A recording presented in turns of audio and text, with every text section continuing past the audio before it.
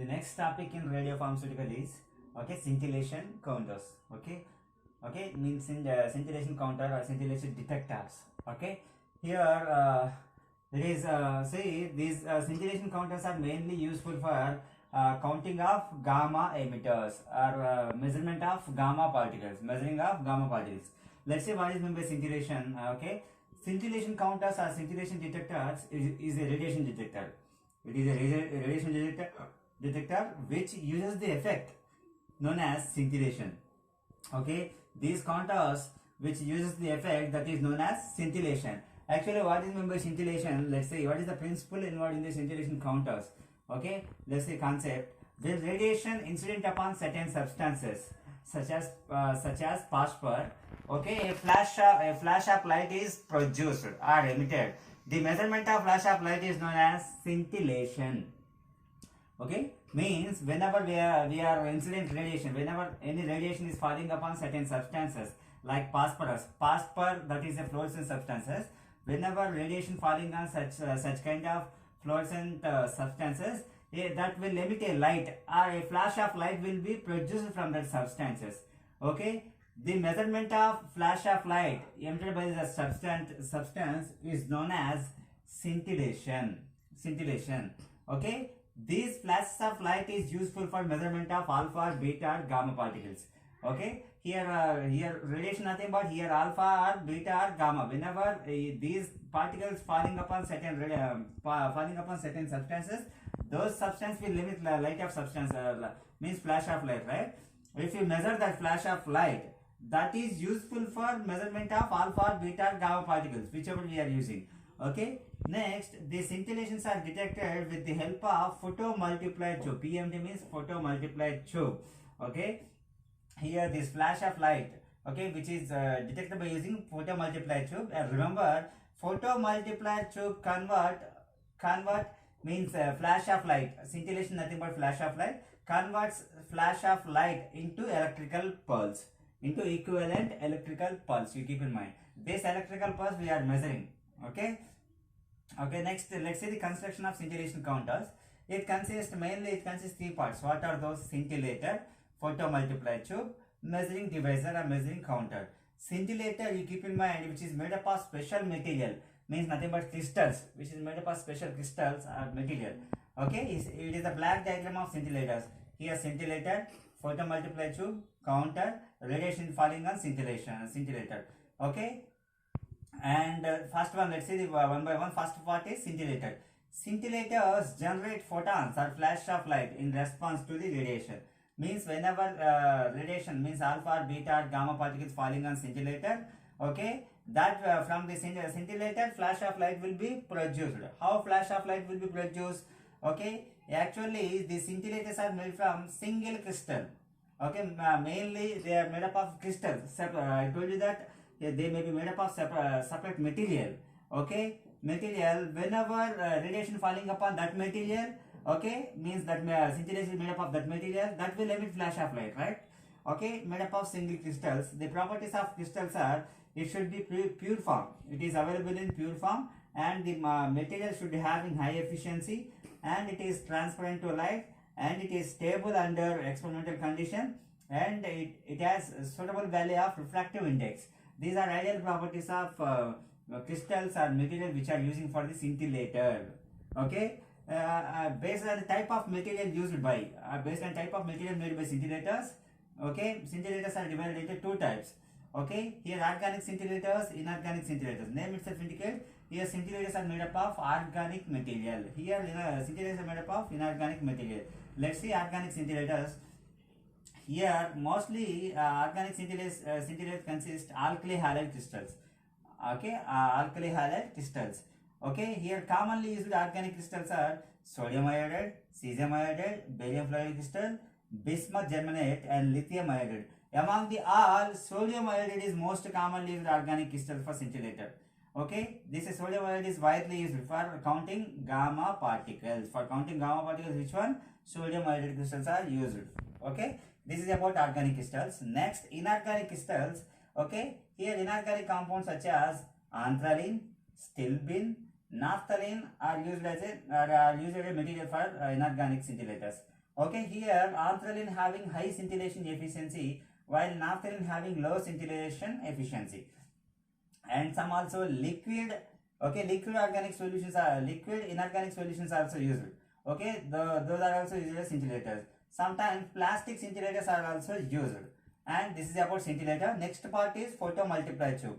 Photomultiplier tube. Here remember, photomultiplier tube consists one cathode, a series of diodes and collector anode. These three parts.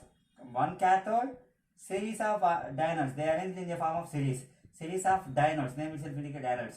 Series of diodes and collector anode. Okay, and keep in mind this photomultiplier tube converts flash of light into the electrical signal which is measured. Okay, and these are the parts, and measuring device will measure the particles, gamma, beta, okay, alpha particles. This is the scintillation counter. Okay, very important. You see, by using this diagram we can know the concept involving scintillator detector. As I told you that scintillating detector consists of three parts. First part is scintillator. This part up to this is scintillator. This is photomultiplier tube, and last one is measuring device. Okay, here scintillator, which is made up of, here I am taking sodium iodide crystals or liquid scintillation fluid in this. Okay, this scintillator is made up of sodium iodide or liquid scintillation fluid. Okay, here this is gamma radiation. We are using gamma radiation. Here this is the cathode.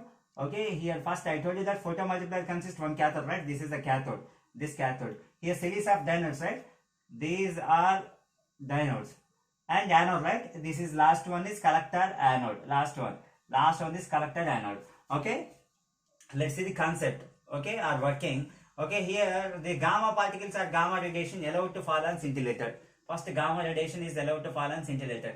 Whenever I told you that here scintillator is made up of separate crystals, right? Specific crystals, or sodium iodide or liquid scintillation. Whenever these gamma particles falling upon the scintillator, which is made up of certain substances. Here I have taken sodium iodide crystal, right? From the sodium iodide crystals of scintillators, okay, here whenever this radiation falling upon this scintillator, from the scintillator a flash of light is produced. Flash of light. This is this line is flash of light. Okay, I told you that the scintillator is made up of specific material. Whenever radiation falling upon that material, okay, that material will emit a flash of light. Okay, flash of light is produced. This is flash of light. The emitted flash of light will fall on cathode. Or photocathode. Okay, this is very sensitive to the light. Okay, photocathode. Whenever light falling upon cathode, from the light, cathode will emit electrons. Okay, from this cathode electrons will be liberated. These electrons are known as primary electrons. The electrons which are liberated from primary cathode will move towards first dionode. This is the first dionode. Will move towards first dionode with high acceleration. Whenever this primary electrons moving to first dionode with high acceleration speed, okay, whenever it is striking the first dionode, it will cause liberation, or it will liberate some more electrons from the first dionode. The liberated electrons from first dionode is known as secondary electrons. These lines are indicating emitted electrons. Okay, the emitted electrons again will move with high acceleration towards second dionode. Okay, after striking second dionode, again it will cause the liberation of some more electrons from the second dionode. The liberated electrons from the second dionode will move towards with high speed to the next dionode. It will strike the next dionode, again it will cause the liberation of some more electrons. Everywhere it will go to the next dionode.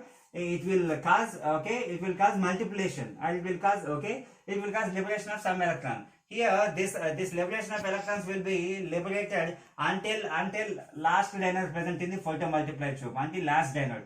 Okay, this striking means here electrons liberated will move to next dionode. These electrons will move to next dionode. Will after striking here, some more electrons will be liberated. Here again this will move to next dionode. Here some more electrons will be liberated. Here again this process is repeated until the last dionode. Everywhere what will happen?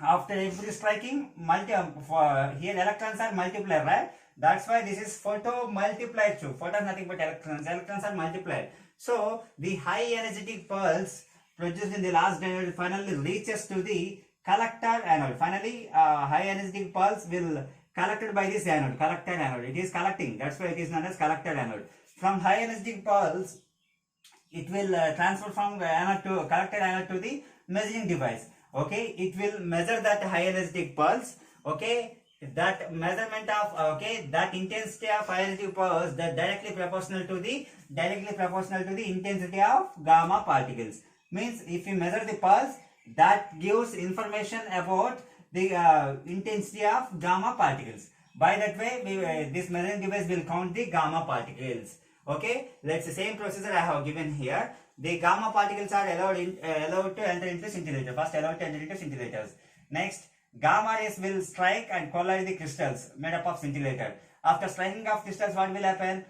From the crystals, they will produce one light, flash of light. Okay, light produced in the scintillation will strike photocathode. Okay, after striking photocathode, what will happen? It causes emission of electrons. Those electrons are known as primary electrons. The emission of primary electrons directed towards next first diode. Here, after striking the first diode, what will happen? It causes emission of some more electrons. These electrons are known as secondary electrons. These secondary electrons are accelerated to secondary diode with high velocity. It will again cause emission of more electrons from that diode. This process is repeated until last diode present. Everywhere what will happen? Electrons are multiplied. You keep in mind, for striking of single electron, it causes emission of 4 to 5 electrons. Okay, for 1 electron strike the diode means it causes emission of 4 to 5 electrons. Okay, finally high energy pulses reaches the collector diode. From that to transfer to counting device. Intensity of high energy current pulse reaches the counting device, that is directly proportional to the intensity of gamma particle which strike the scintillator. Thereby counting device will count the gamma particles. This is about scintillation counters. Mainly it is here scintillation effect, that is means it is using the effect, that is flash of light. Okay, it is using the effect which uses the effect known as flash of light, that is known as scintillation. Okay, this is the concept of scintillation detector. You keep in mind, these are mainly useful for measurement of gamma particles. Okay, I hope you understand this topic. Okay, if you like the video means please subscribe and thank you.